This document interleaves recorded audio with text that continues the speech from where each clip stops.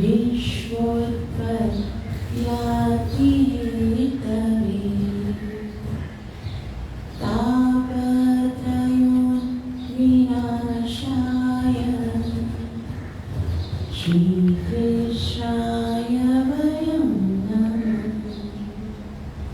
गुरवे गौरचन्द्राय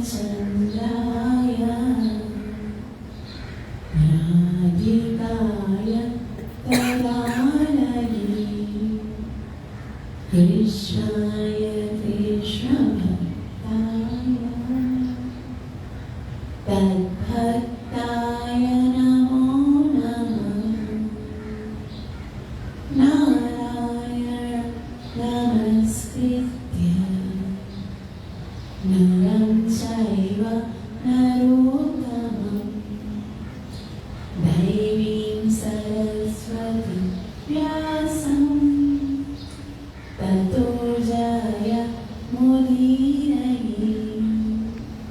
नष्टप्रायेषु अभद्रेषु नित्यं भागवत सेवया भगवती उत्तमश्लोकी भक्तिर्भवति नैष्टिकी। पञ्चतत्त्वात्मकं कृष्णं भक्तरूप स्वरूपकं भक्तावतार भक्ताख्यं नमामि भक्तशक्तिकं। जय श्री कृष्ण चैतन्य प्रभु नित्यानंद श्री अद्वैत गदाधर श्रीवासदि गौरभक्तवृन्द। हरे कृष्ण कृष्ण कृष्ण हरे हरे हरे राम राम राम हरे हरे। ग्रंथ श्रीमद् भागवत महापुराण की जय। श्रीमद् भागवतम तीसरा स्कंद अध्याय 15 जिसका शीर्षक है ईश्वर के साम्राज्य का वर्णन। तो अब तक हमने पढ़ा कि किस प्रकार दिति ने हठपूर्वक कश्यप मुनि को गलत समय पर संभोग के लिए उकसाया और उसका क्या कारण निकला, उसका क्या परिणाम निकला, वो हम आज यहाँ पढ़ेंगे। श्री मैत्रेय उवाच प्रजापत्यं तु तत्तेजः परतेजो हनं दिति ददार वर्षाणि शतं शङ्कमान सुरार्दना। मैत्रेय उवाच अर्थात मैत्रेय ऋषि ने कहा प्रजापत्यं तु तत्तेज। प्रजापति अर्थात जो महान प्रजापति हैं, जो संसार के अलग अलग कार्यों को संभालते हैं, तू लेकिन तत्तेज उसका बलशाली वीर्य, परतेज अन्यों का पराक्रम, हनन नष्ट करने वाला। तो जिस तरह से कश्यप मुनि प्रजापति हैं, लेकिन उन्होंने गलत समय पर दिति को अपना तेज प्रदान किया, जिसके कारण वो संसार को कष्ट देने वाला है। दिति अर्थात कश्यप की पत्नी ददार वर्षाणि शतं। तो दिति को क्योंकि कश्यप मुनि ने बताया था कि देखो देवी, इस समय गलत समय पर संभोग करने के कारण आपके गर्भ में जो बालक प्रवेश करेंगे वो सारे संसार को बहुत कष्ट देंगे, सारे देवताओं को कष्ट देंगे, पूरी प्रकृति को कष्ट देंगे। ये सुनकर दिति बहुत दुखी हो गई और बहुत चिंता करने लगी कि अब यदि मेरी संतान ने जन्म दिया तो वो सारे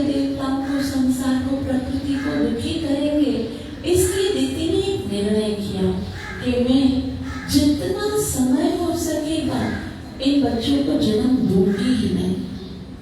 वैसे तो सामान्यतः माता के गर्भ में 9 महीने तक बच्चा रहता है और फिर उसका जन्म होता है, लेकिन यहाँ पर मैत्रेय मुनि कहते हैं ददार वर्षाणि शतम। शतम का अर्थ होता है 100 वर्ष तक। 100 वर्ष तक दिति ने उन 2 राक्षस पुत्रों को अपने गर्भ में रखा। शंकमाना सुरार्धनम। शंकमाना क्योंकि शंकर सुरार्धनम, क्योंकि वो जानती थी कि अगर इन बच्चों का जन्म हो गया तो देवता दुखी हो जाएंगे, पूरा संसार दुखी हो जाएगा। और अगर इन बच्चों को मैंने अपने गर्भ में रखा तो जाहिर सी बात है इतना समय तक बालक गर्भ पे होगा तो माता को दुख झेलना पड़ेगा। लेकिन दिति ने एक बहुत ही सुंदर निर्णय लिया कि सारे संसार को, सारे विश्व को, सब देवताओं को दुख से बचाने के लिए यदि मुझे दुखी होना पड़ता है तो मुझे वो दुख स्वीकार है। तो इससे हमें ये देखना है कि एक भक्त जो है वो अपने ऊपर दुख झेलता है, लेकिन दूसरों को हमेशा सुखी और आनंदित करने के लिए वो चेष्टा करता है। अनुवाद।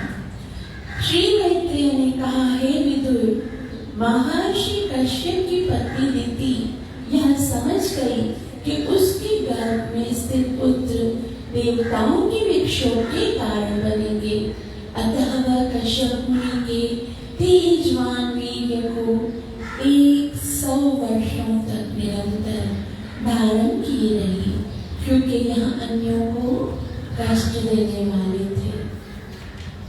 आगे मैत्रेय मुनि कहते हैं, लेकिन वो बालक अब तक जन्म भी नहीं, माता के गर्भ में थे, लेकिन फिर भी उनकी परछाई से, उनके एक्सिस्ट से संसार में, क्योंकि उनका गर्भ में प्रवेश हो गया था, उसी से पूरा संसार जो था वो व्याकुल होने लगा।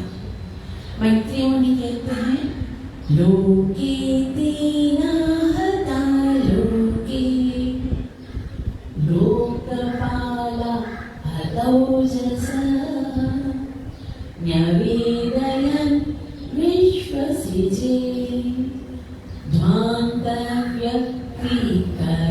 दिशम्।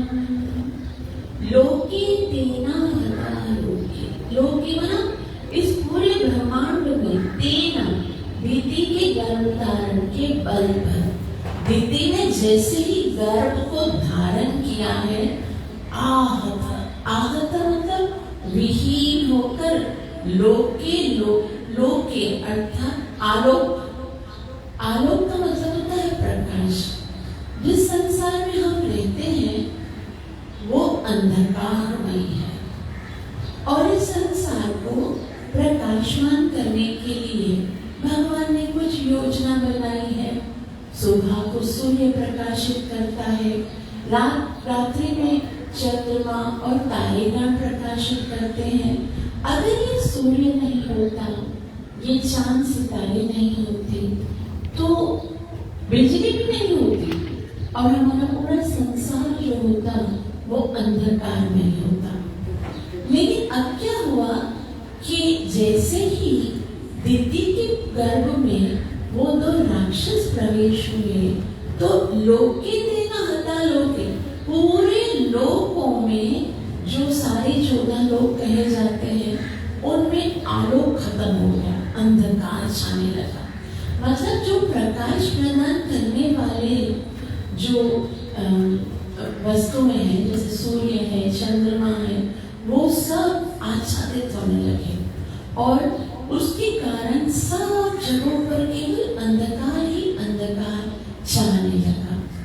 और किसी को पता भी नहीं चला कि ये अंधकार क्यों हो रहा है। सारे देवता भी परेशान हो गए, सारे लोकपाल भी परेशान हो गए और वो पूछने लगे, न्यवेदयन् विसृजे न्यायविधि पूछे विसृजे, यानी ब्रह्मा जी के पास सारे देवता, इंद्र, चंद्र, वरुण, ये सारे जितने भी देवता गण हैं वो ब्रह्मा जी के पास गए और उनसे पूछने लगे, ध्यावंत व्यक्तिकरण अंधकार क्यों है दिशा, ये सारी दिशाओं में इतना अंधकार क्यों छा गया है? ऐसा क्या अपसकुट हो गया है कि हर जगह अंधकार छा गया है?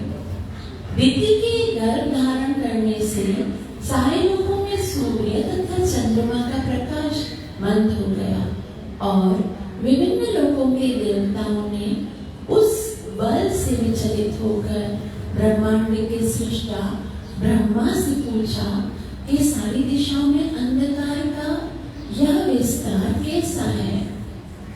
उसके उपरांत मैत्री जी कहते हैं, सारे देवता जो है वो कहने लगे, देवा पूछो तमा एतद् विभो वेत्था संविघ्नं यद्वयं भूषं नह्यव्यक्तं भगवता कालेन स्पृष्टवर्त्मना। तम एतद् विभो वेत्था, तम मतलब देवता कहने लगे, इतना अंधकार है विभो, हे महान ब्रह्मा जी, आप देखिए कि संसार में कितना अंधकार छा गया है।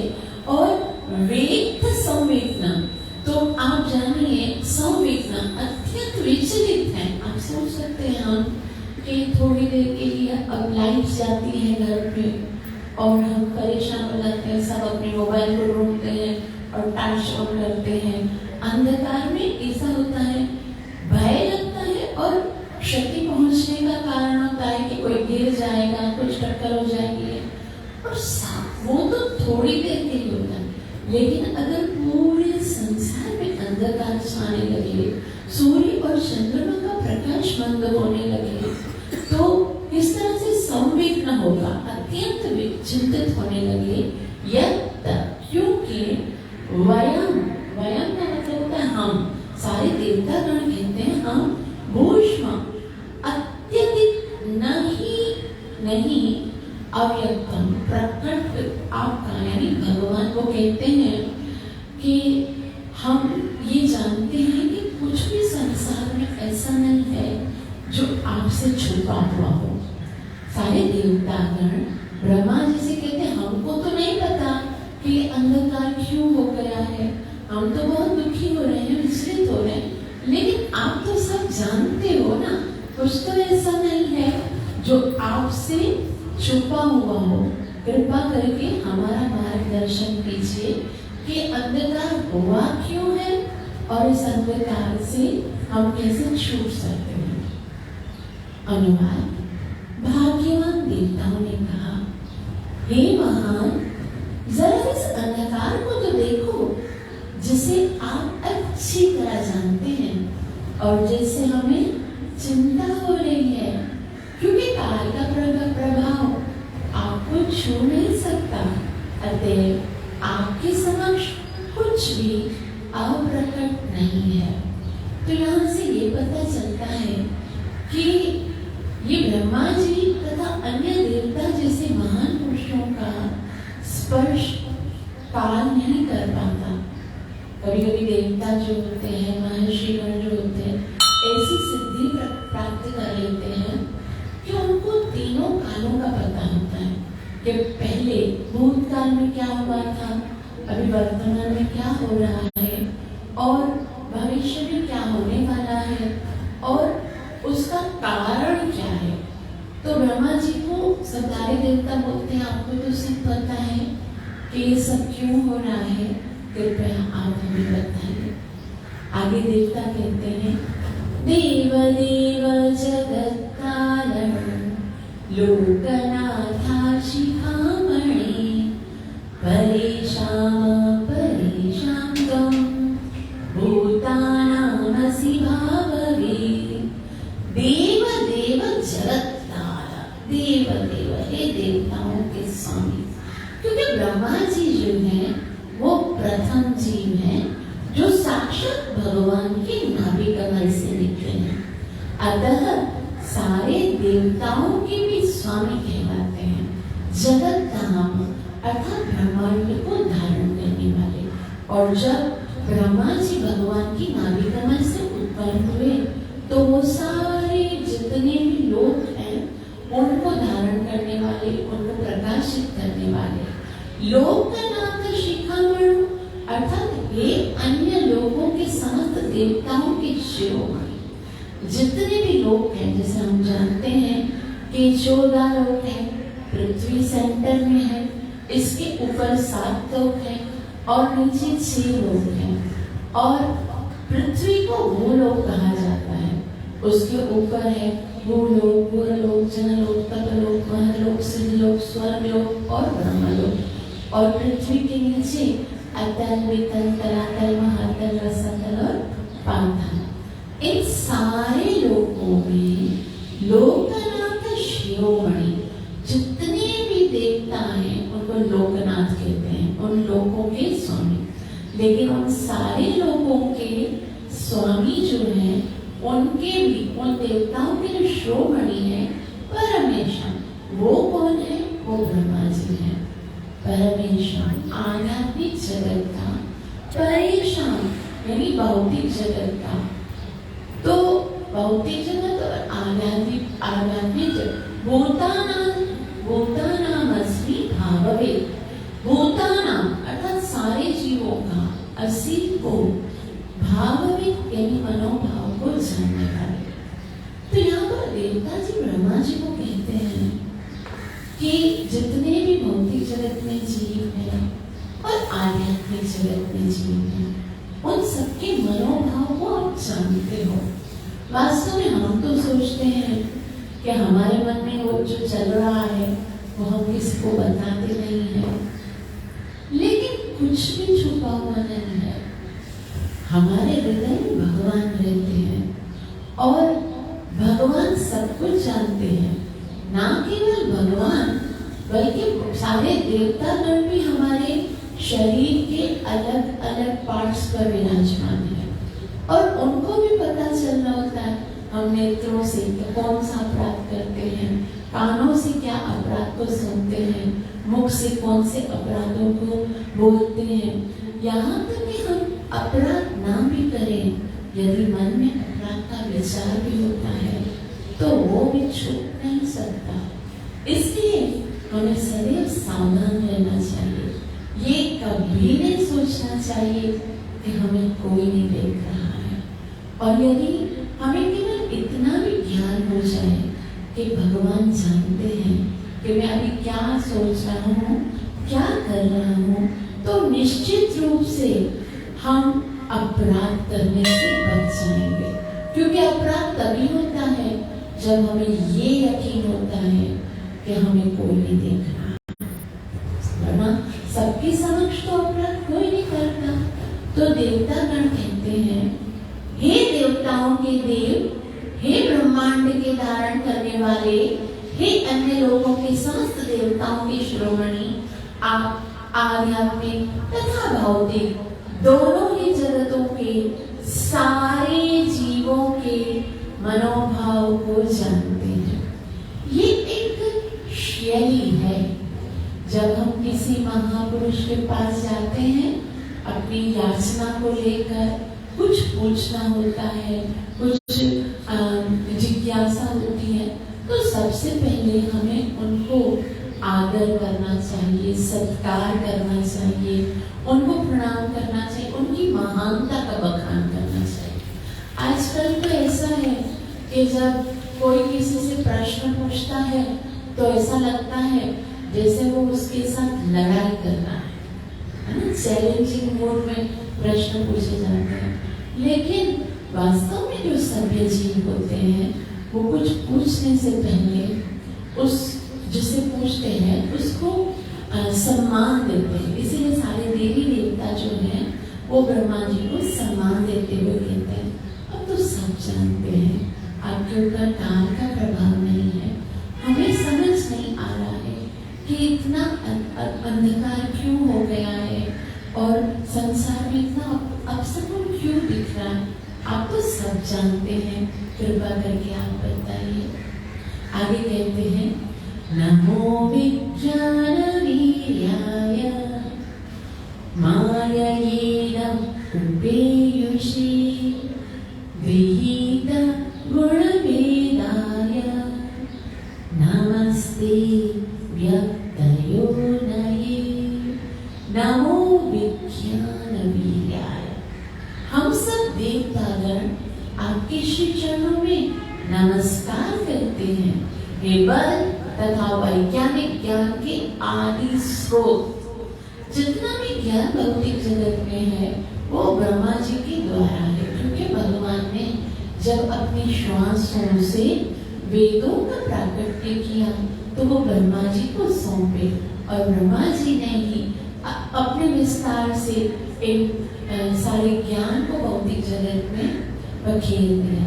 तो वो कहते हैं मायेदं उपेषु, माया यानी जो बहिरंगा शक्ति है। इस भौतिक जगत में भगवान की दो शक्तियां हैं, एक माया है जिसे योग माया कहते हैं और एक महामाया है। योग माया का काम क्या होता है कि वो जीव को भगवान के निकट लेकर जाती है, और महामाया का कार्य क्या होता है, वो जीव को भगवान से दूर लेके जाती है। तो ये जो माया है बहिरंगा शक्ति, उसके विषय में कहते हैं मायायेदं उपेयुष। माया अर्थात जो बहिरंगा शक्ति है, इदम ब्रह्मा का यह शरीर उपेयुष प्राप्त करके गृहीत गुणवेदाय, गृहीत अर्थात स्वीकार करते हैं, गुणवेदाय विभेद रजोगुण, नमस्ते हम आपको नमस्कार करते हैं। तो यहाँ देवतागण ब्रह्मा जी से कहते हैं कि भगवान तो तीनों गुणों से ऊपर है। भगवान जो है उनके ऊपर गुण असर नहीं करते, लेकिन जब उस भगवान को भौतिक जगत की सृष्टि करनी होती है तो भगवान अपने गुणा अवतार का विस्तार करते हैं। और ब्रह्मा जी जो है वो भगवान का विस्तार है, भगवान के गुणा अवतार है, जो कि रजोगुण को स्वीकार करते हैं। ब्रह्मा जी रजोगुण को स्वीकार करके संसार की सृष्टि करते हैं। शिव जी तमोगुण को स्वीकार करके संसार का प्रलय करते हैं।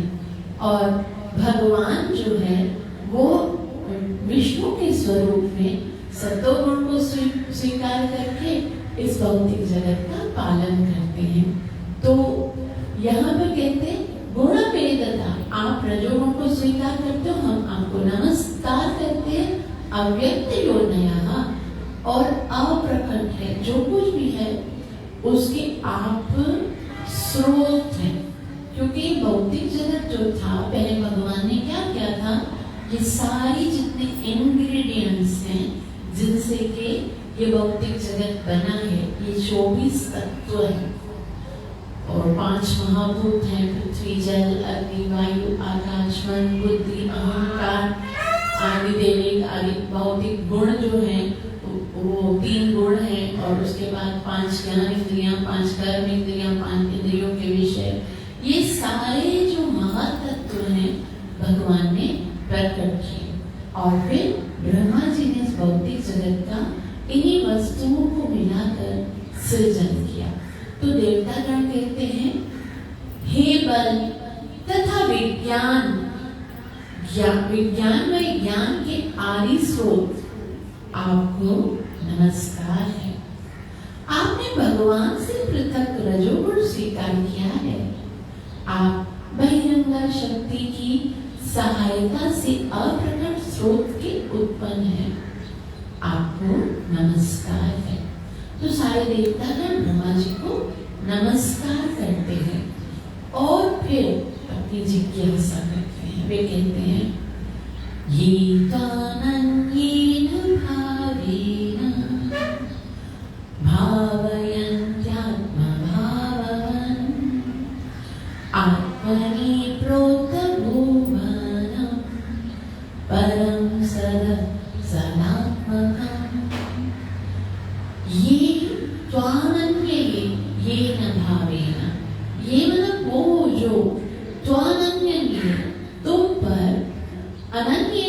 विचलित हुए बिना भावेन यानी भक्ति पूर्वक भावयन्ति ध्यान करते हैं। वास्तव में इस भौतिक जगत में बहुत कुछ गलत होता रहता है, बहुत दुख है, बहुत संकट है, 3 ताप है, अधिदैविक, अधिभौतिक और आध्यात्मिक, बहुत सारे कष्ट हैं।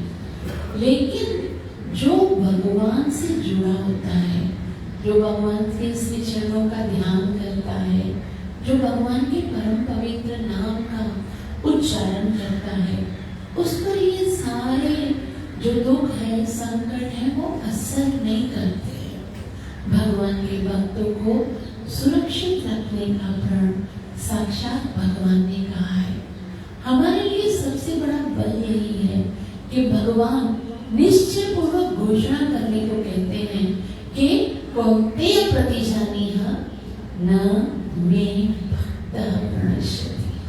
मेरे भक्त का कभी विनाश नहीं होगा। मेरे भक्त को सुरक्षित रखने की जिम्मेदारी मेरी है। तो हमें यदि अपने भौतिक जगत में इन सारे दुखों से, उत्पातों से, इन सारे प्रॉब्लम से सुरक्षित रहना है, तो उसका एकमात्र उपाय है कि हम भगवान के पवित्र नाम का आश्रय लें, भगवान के श्री चरणों की शरण ग्रहण करें।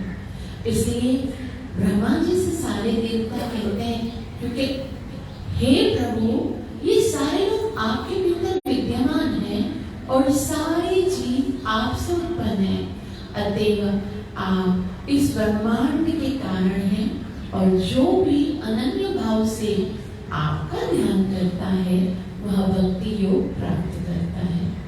तो भगवान की भक्ति जो है वो हमें पुण्य से नहीं मिलती, क्योंकि हमारे पुण्य इतने स्ट्रॉन्ग नहीं है कि वो हमें भगवान की भक्ति प्रदान कर सके। ना ही हमें अपने भाग्य से भगवान की भक्ति प्राप्त होती है, क्योंकि भाग्य तो कर्मों से बनता है और हमारे कर्म तो हम भी जानते हैं कैसे। तो भक्ति तो ना किसी पुण्य से मिलती है, ना हमारे भाग्य से मिलती है। फिर कैसे मिलती है? भक्ति तो भगवान के भक्तों के आशीर्वाद से मिलती है। जब हमारे जीवन में कोई शुद्ध भक्त जो कि भगवान के बहुत निकट होता है, यदि ऐसे किसी शुद्ध भक्त की चरण रेणु प्राप्त हो जाए, किसी शुद्ध भक्त की चरण की रज प्राप्त हो जाए, तो ही हमें भगवान की भक्ति प्राप्त हो सकती है। इसीलिए सारे देवता जो हैं वो ब्रह्मा जी से कहते हैं, तेषां सुबह् योगानां जितश्वासेन्द्रियात्मनां लब्धयुष्मत् प्रसादानां न कुतश्चित् पराभव। तेषां सुबह् योगानां, तेषां यानी उनका, सुबह् योगानां जो बहुत ही अच्छे प्रकार से अपने योग में परफेक्ट हो गए हैं, जितना श्वासेन्द्रियात्मना, जितना यानी जिन्होंने जीत लिया है श्वास को, अपनी सांसों को, इंद्रियां अर्थात अपने इंद्रियों को, आत्मना अपने मन को। ऐसे योगी जन होते हैं जो भगवान का ध्यान करते हैं और अपने ध्यान के द्वारा वो अपने मन, इंद्रियों को, अपने जो सांस है उनको भी विजय प्राप्त कर लेते हैं। और लब्धयुष्मत् प्रसादानां, लब्ध यानी प्राप्त होता है, युष्म आपकी, प्रसादानां कृपा से, नहीं कुतश्चित् पराभव, कुतश्चित् कहीं भी पराभव। तो ब्रह्मा जी से ये सारे देवता कहते हैं कि जो लोग श्वास प्रक्रिया को साध कर मन तथा इंद्रियों को वश में कर लेते हैं और इस प्रकार जो अनुभवी प्रौढ़ योगी हो जाते हैं, उनकी इस जगत में पराजय नहीं होती। ऐसा इसलिए है क्योंकि योग में ऐसी सिद्धि के कारण उन्होंने आपकी कृपा प्राप्त कर ली है। तो यहाँ पर ब्रह्मा जी से उनकी प्रशंसा करते हुए, उनकी महिमा बताते हुए सारे देवतागण कहते हैं कि क्योंकि जो योगी जन होते हैं वो अपनी सांसों को रोकते हैं, इंद्रियों का दमन करते हैं, उनको कोई हरा नहीं सकता है। क्यों नहीं हरा सकता है? क्योंकि उनके ऊपर आपकी कृपा होती है। और आगे कहते हैं यस्य वाचा प्रजा सर्वा यंत्रिता हरन्ति बलिमायातास् तस्मै मुखाय ते नमः।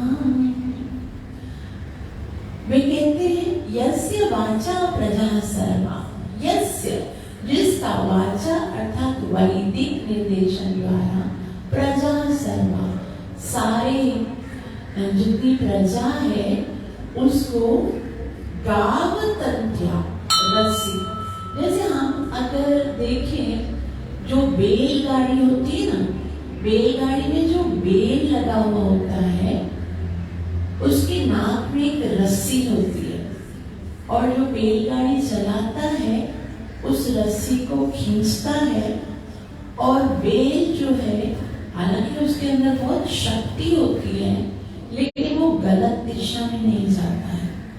उसी तरह से यहाँ पर ये बताया जा रहा है कि हरन्ति बलिनामाया तरस्मै मुखाय ते नमः, अर्थात जो भगवान के मुख से वेद निकले हैं, सारा संसार जो है उन वेदों के द्वारा उसी तरह से नियंत्रित है जिस प्रकार बेल की नाक में जब रस्सी बांध दी जाती है तो वो बेल नियंत्रित में हो जाता है।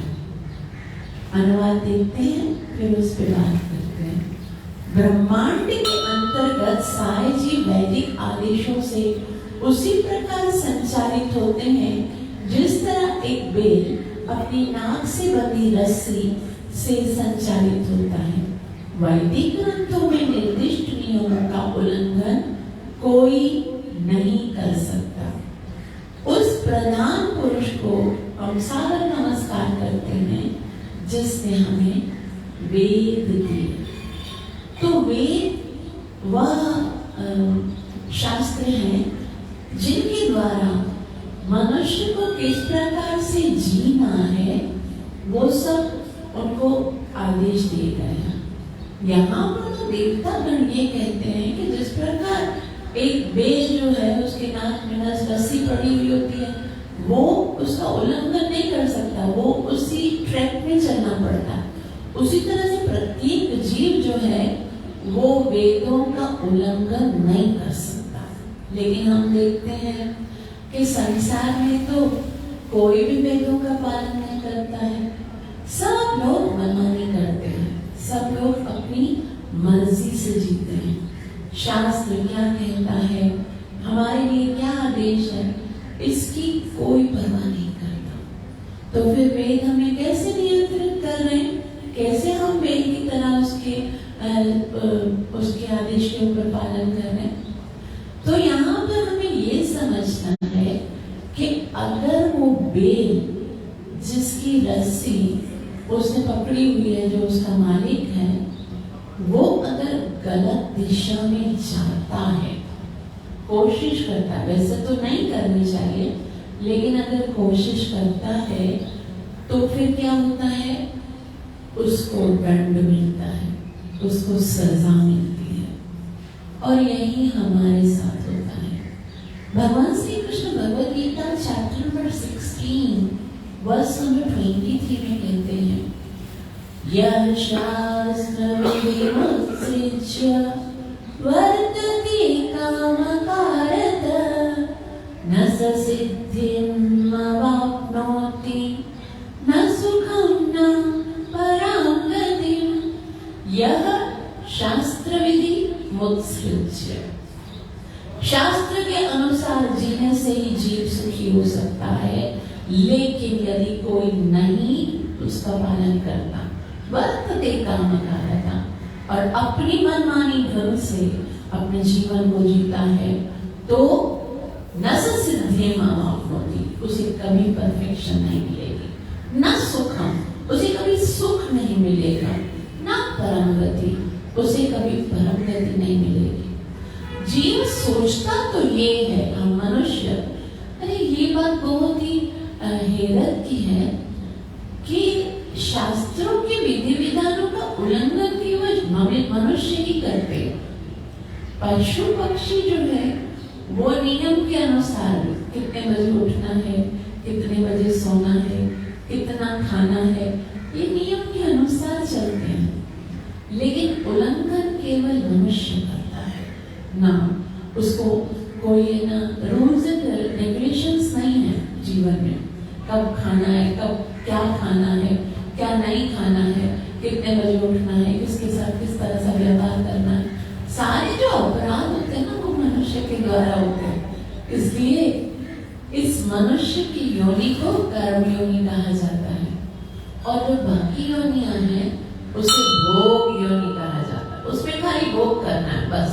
कुत्ते को खाली इतना ही पता है मुझे हड्डी का सेवन करना है, बिल्ली केवल इतना जानती है कि मुझे चूहा खाना है।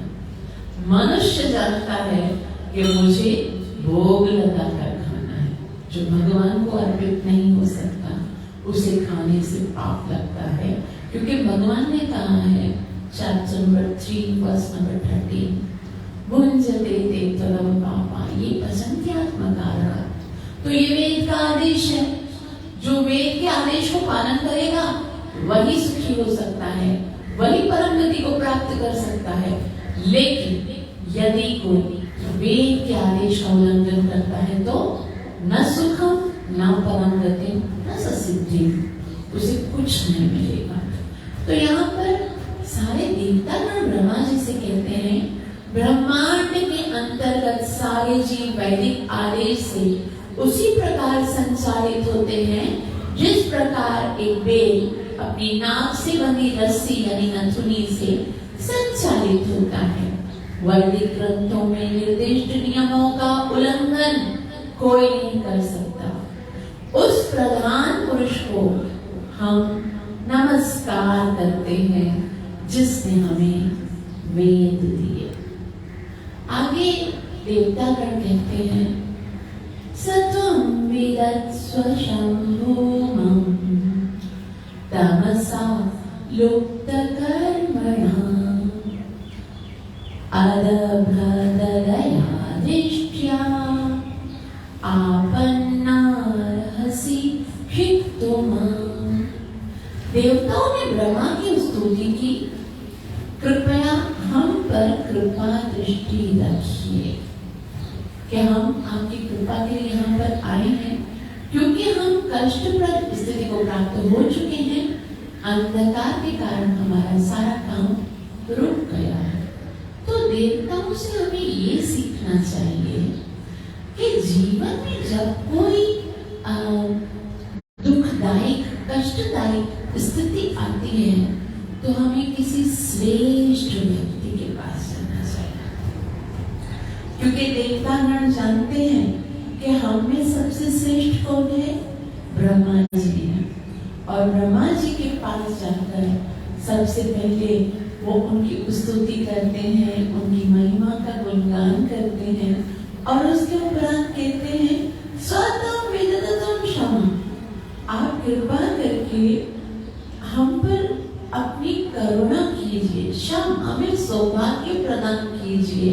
भूमंस, हे परमेश्वर आप इतने महान हैं, तमसा लुप्त कर्मणा, ये अंधकार के कारण जो नियमित कार्य है वो सब बंद हो गए, लुप्त हो गए हैं, और हमें समझ में नहीं आ रहा है कि इस अंधकार के कारण हमने जो हमारे कार्य हैं वो रुक गए हैं, तो हमको क्या करना चाहिए इस अंधकार को समाप्त करने का, आप कोई उपाय बताइए।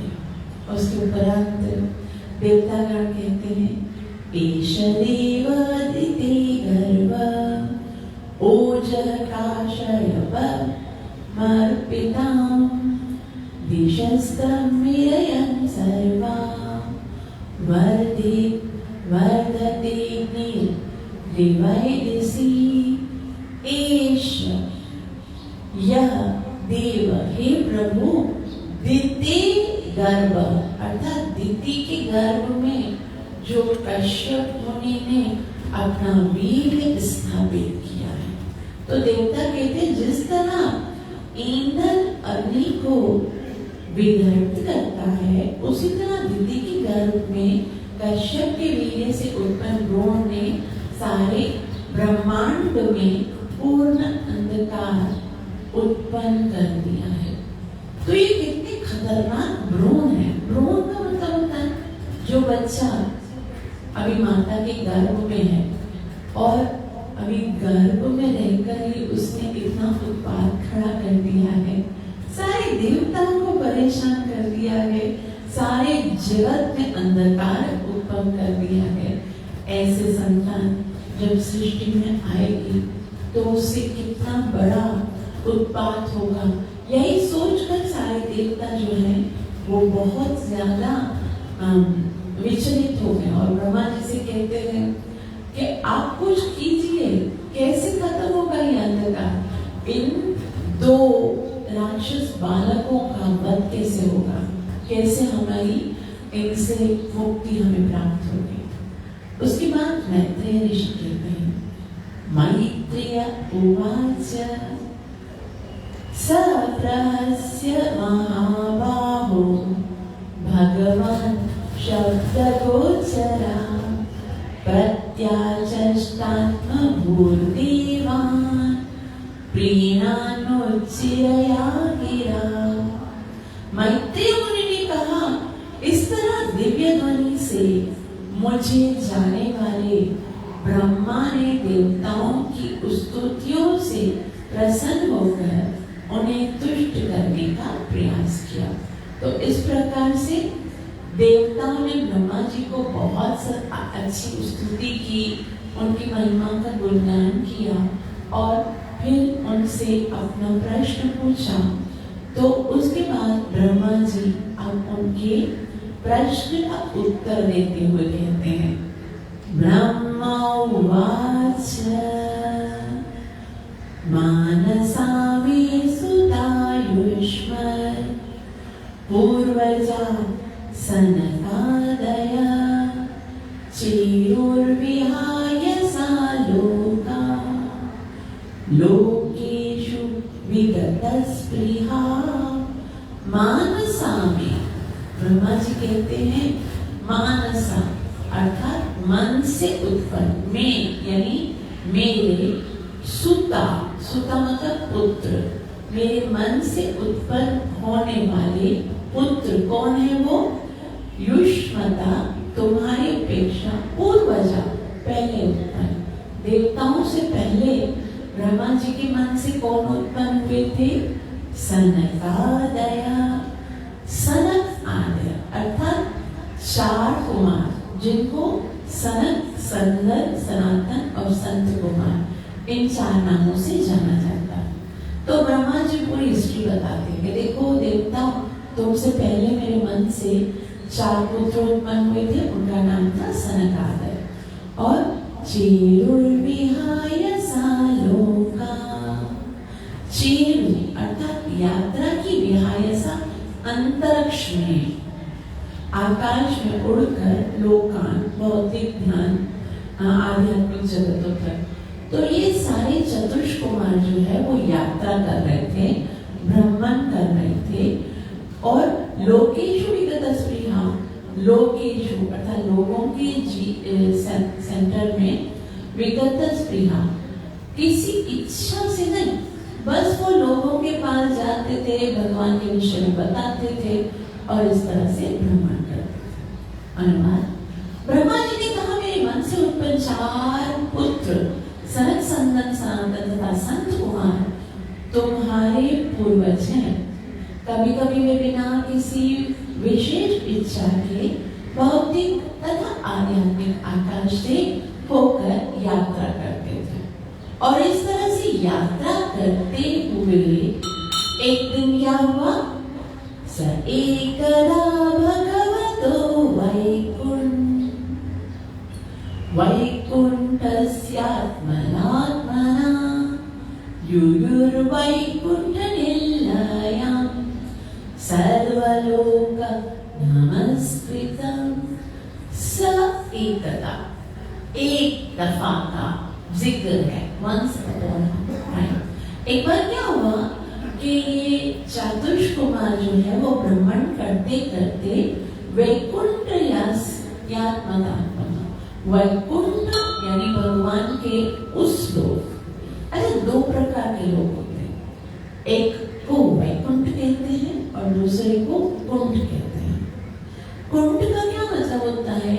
वो जगह जहाँ पर दुख हो, परेशानी हो, जहाँ पर हमेशा स्ट्रेस हो, टेंशन हो, बहुत सारी बीमारियां हो और बहुत सारे आदिदैविक, आदिभौतिक, आध्यात्मिक क्लेश हो, उसको कुंठ कहते हैं। और वैकुंठ किसका बोलते हैं? जहाँ पर कोई दुख नहीं, कोई परेशानी नहीं, कोई टेंशन नहीं, कोई आदिदैविक, आदिभौतिक और आध्यात्मिक संकट नहीं। तो असल में जीव के रहने की जगह कुंठ नहीं है, वैकुंठ है जहाँ पर कोई परेशानी नहीं। कुंठ इस भौतिक जगत को बोलते हैं और वैकुंठ भगवान के नाम को कहते हैं। लेकिन हमारी प्रॉब्लम क्या है कि हम इस भौतिक जगत जिसमें केवल दुख है, केवल परेशानी है, केवल टेंशन्स हैं, उसमें रहने के लिए भगवान के धाम को त्याग कर आ गए। और त्याग कर आने के बाद भी हमें कोई चिंता नहीं है, कोई टेंशन नहीं है वहां पर जाने की। हम इसी कुंठ जगत में दुखी रहने के लिए तैयार हैं, लेकिन भगवान की भक्ति करके भगवान के धाम में जाने के लिए तैयार नहीं है। तो यहाँ पर ये चार कुमार जो है अमल आत्मानम, समस्त भौतिक कर्म से मुक्त है। मतलब वहां पर कोई दुख नहीं, कोई परेशानी नहीं। हम इस संसार में घूमने के लिए कितना मेहनत करते हैं। कोई अगर पाकिस्तान में रहता है तो वो अगर उसको फॉरेन कंट्रीज में जाना हो, अगर उसको अमेरिका में शिफ्ट होना, वो समझता है वहां जाऊंगा तो सारी टेंशन खत्म हो जाएगी। तो उसके लिए उसको कितनी मेहनत करनी पड़ती है, बहुत धन कमाना पड़ता है, बहुत कुछ सेक्रीफाई करना पड़ता है। लेकिन क्या वहां पर जाने के बाद वो कभी बूढ़ा नहीं होगा, उसे कभी मृत्यु नहीं आएगी, उसके जीवन में कभी कोई दुख संकट प्रॉब्लम नहीं होगी? वो सब होगा। संसार में कोई भी ऐसी जगह नहीं है जो दुखों से रहित हो। अगर दुखों से रहित, कष्टों से रहित जगह को आपको स्वीकार करना है तो इस भौतिक जगत से बाहर निकलने का प्रयास करना चाहिए। इसीलिए बताया वो ऐसी जगह है जो समस्त प्रॉब्लम से मुक्त है। और युयु वैकुंठ निलयम, युयु का मतलब होता है प्रवेश हुए, वैकुंठ निलयम, वैकुंठ नामक धाम में कौन प्रवेश हुए? जो चार कुमार हैं। और सर्वलोक नमस्कृत, समस्त भौतिक लोकों के निवासियों के द्वारा नमस्कृत, पूजित है, क्योंकि वो ब्रह्मा जी के प्रथम पुत्र हैं। तो सारे लोग उनकी पूजा करते हैं और वो लोग एक दिन, वो चार कुमार एक दिन वैकुंठ में प्रवेश हुए। धन्यवाद। इस तरह सारे ब्रह्मांडों का भ्रमण करने के बाद वे आध्यात्मिक आकाश में भी प्रविष्ट हुए, क्योंकि वे समस्त भौतिक कर्म से मुक्त थे। आध्यात्मिक आकाश में अनेक आध्यात्मिक लोग हैं जो वैकुंठ कहलाते हैं, जो पुरुषोत्तम भगवान तथा उनके शुद्ध भक्तों के निवास स्थान है और समस्त भौतिक लोकों के निवासियों द्वारा पूजे जाते हैं। तो वहां पर ये चतुष कुमार प्रवेश हुए और वसन्ति यत्र पुरुषा सर्वे वैकुण्ठमूर्तयः ये निमित्तेन धर्मेणां धारयन् रतिम्। वसन्ति यत्र पुरुषा, वसन्ति अर्थात वो वैकुंठ ऐसी जगह है जहाँ पर भगवान निवास करते हैं। पुरुषा सर्वे वैकुंठ मूर्तया, सर्वे मतलब सारे, वैकुंठ मूर्तया मानी भगवान की मूर्ति दिखाए। अब वैकुंठ एक ऐसी जगह है जहाँ पर पहुंचने के बाद हम जो जाता है उसका स्वरूप भी चेंज हो जाता है। मतलब वहां पर सब भगवान के जैसे दिखते हैं। कैसे दिखते हैं? सबके 4 हाथ होते हैं, सबके हाथों में शंख चक्र गदा पद्म होता है, सारे जो है वो पीले कलर का धोती पहनते हैं, पीतांबर धारण करते हैं। बस कुछ ही चिन्ह होते हैं जो डिफरेंस होते हैं भगवान से। भगवान के गले में कौस्तुभ मणि होती है और भगवान के वक्षस्थल पर श्रीवत्स का निशान होता है और भृगु मुनि के चरण का निशान होता है। लेकिन वैकुंठ में सब लोग चतुर्भुज होते हैं। तो सर्वे वैकुंठ मूर्तया, वैकुंठ लोक में सारे निवासी पुरुषोत्तम भगवान के समान आकृति वाले होते हैं। वे सभी इंद्रिय तृप्ति की इच्छा से रहित होकर भगवान की भक्ति में लगे रहते हैं।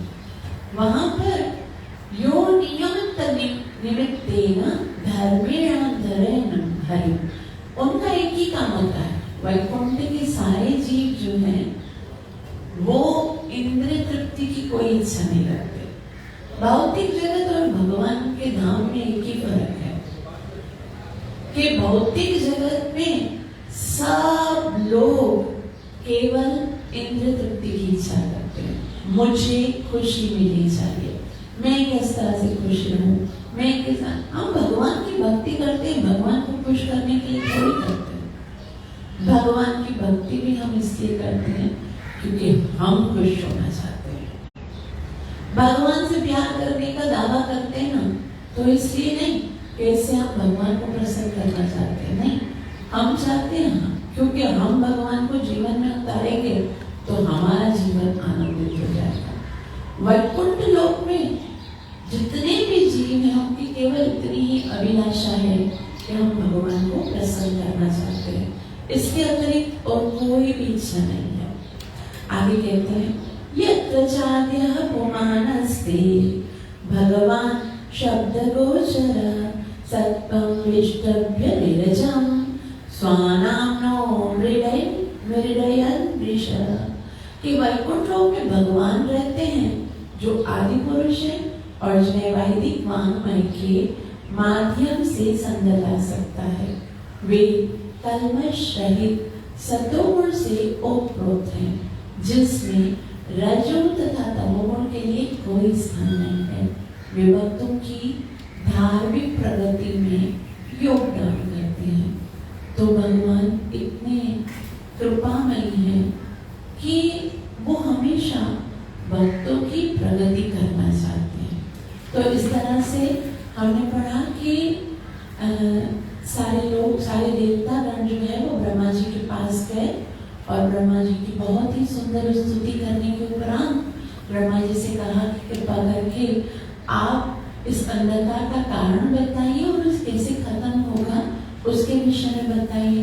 तो ब्रह्मा जी उनको पहले उस अंधकार का कारण बता रहे हैं और कारण बताने के टाइम पर सबसे पहले ब्रह्मा जी ने बता रहे हैं कि एक बार चतुष्कुमार जो है वो वैकुंठ में प्रवेश किए और जब प्रवेश करने के लिए जा रहे थे तो भगवान के जो द्वारपाल हैं वो उन्हें रोक देते हैं, अंदर जाने नहीं देते, जिसके कारण वो 4 कुमार जो है वो जय और विजय को श्राप देते हैं कि क्योंकि आपने हमें भगवान के समक्ष जाने से रोका है तो हम आपको श्राप देते हैं कि आप 3 बार भौतिक जगत में राक्षस बनकर जन्म लोगे।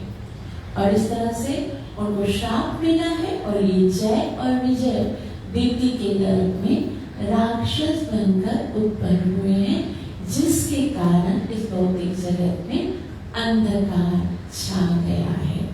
तो यहाँ पर एक प्रश्न उठ सकता है कि भगवान के नाम में रहते हुए भी जो चतुष कुमार है उनको इतना क्रोध कैसे आ गया, उन्होंने श्राप कैसे दे दिया? तो इसका कारण ये है कि क्योंकि ये भगवान की इच्छा है कि वो पतितों का उद्धार करने के लिए लीला करना चाहते हैं, और लीला करने के लिए भगवान ने ये योजना बनाई है कि जो जय और विजय है वो राक्षस बनकर भौतिक जगत में आएंगे और मैं उनका उद्धार करने के लिए भौतिक जगत में विभिन्न रूप से प्रकट होगा। जैसे जब वो हिरण्यक्ष बनकर आएंगे तो भगवान वराह का रूप धारण करके उसका उद्धार करेंगे। जब हिरण्यकशिपु बनकर आएंगे तो भगवान नरसिम्हादेव का अवतार धारण करेंगे। जब वो रावण बनकर आएंगे तो भगवान मर्यादा पुरुषोत्तम श्री राम का अवतार लेकर आएंगे। जब वो शिशुपाल और दंतवक्र बनकर आएंगे तो कृष्ण के रूप में उनका संहार होगा। तो भगवान की योजना है, और भगवान ये योजना क्यों बनाते हैं, क्यों संसार में जन्म लेते हैं? वो इसलिए जन्म लेते हैं ताकि भगवान ये चाहते हैं कि हम जो इतने पतित हैं वो भगवान की लीलाओं को श्रवण करके जन्म मरण के चक्कर से छूट सके। तो भगवान जन्म क्यों लेते हैं? क्योंकि वो हमें जन्म मरण के चक्कर से छुड़ाकर भगवान के नाम लेकर जाना चाहते हैं। भगवान हमें दुखी देखना नहीं चाहते, हमें इस कुंठा जगत में इन सब दुखों में गिरे हुआ देखना नहीं चाहते। भगवान चाहते हैं कि सारे जीव जो हैं वो भगवान की भक्ति करके, उनका नाम जप करके, उनकी लीला श्रवण करके भगवान के नाम में प्रवेश करें। इसलिए भगवान कहते हैं भगवद गीता में कि जो मेरी इन दिव्य लीलाओं को श्रवण करता है, जो उन्हें स्वीकार करता है, वो मेरे नाम को प्राप्त करता है। ग्रंथराज श्रीमद् भागवत महापुराण की कई पावन अवतार चैतन्य महाप्रभु की प्राण प्रिय श्री श्री राधा कुंज बिहारी भगवान की प्राणाधार श्री श्री राधा कुंज बिहारी भगवान की सतगुरुदेव महाराज की स्वामी नारायण की गौर प्रेमानंदी। Thank you so much. आप सबका बहुत बहुत आभार। कृपया मुझे आशीर्वाद अवश्य दीजिएगा कि मैं अपनी सेवा और साधना से गुरु और कृष्ण को प्रसन्न करके अपने जीवन को सफल कर सकूं। हरे कृष्ण कृष्ण कृष्ण हरे हरे हरे राम राम राम हरे हरे। हरे कृष्णा कृष्णा कृष्णा हरे हरे हरे राम राम राम हरे हरे। हरे कृष्ण कृष्ण कृष्ण हरे हरे हरे राम राम राम हरे हरे। हरे कृष्णा कृष्णा कृष्णा हरे हरे हरे राम राम राम हरे हरे। हरे Krishna Krishna Krishna Hare Hare Ram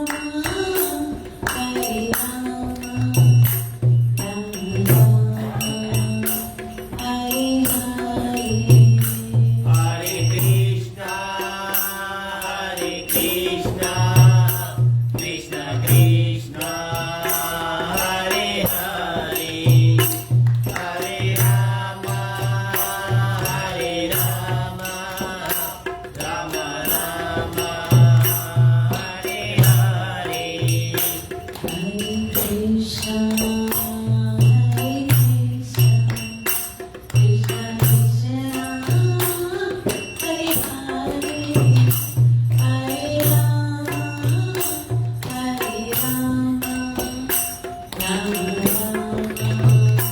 Hare Hare Hare Krishna, Hare Krishna, Krishna Krishna, Hare Hare, Hare Rama, Hare Rama, Rama Rama, Hare Hare. Hare Krishna Hare Krishna